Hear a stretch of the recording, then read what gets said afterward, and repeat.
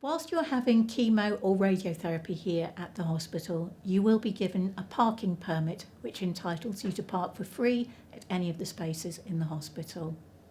If you're having treatment at other hospitals, please be sure to ask what entitlements you have as far as reduced fees go for parking. You may well be entitled to a blue badge, which makes parking a lot easier in hospital and outside of hospital. You can apply for this yourself, or it may be that we can help you do this on a fast-track basis. If getting to and from your appointments is an issue, you may be eligible for patient transport. Do ask for details if this applies to you. If you're lucky enough to be able to travel once all of this is over, please bear in mind that you do need to ensure you have adequate travel insurance in place. Not going to dwell on this at the moment because it's not relevant for most of us, but please bear it in mind for future use. If you're not already exempt from prescription charges on grounds of age, your cancer diagnosis does provide you with an exemption certificate. This applies to all medications, not only those to do with your cancer diagnosis. Your nurse will fill out a prescription exemption certificate. We stamp it and you need to send it away to get your card. This is valid for 5 years and can be renewed as many times as is necessary.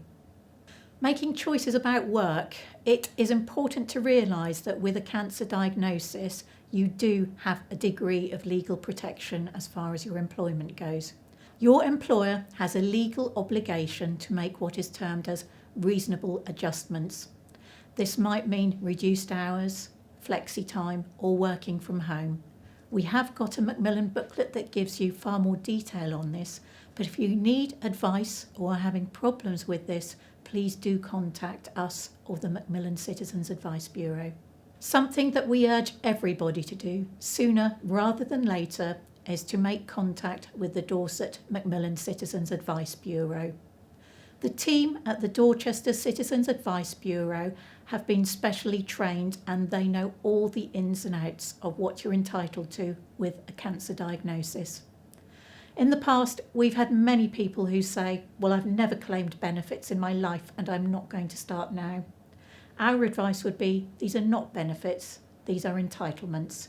You're going through a very difficult time and this is something you're entitled to, which may make things a little bit easier. You can contact the team at the CAB either by phone or email.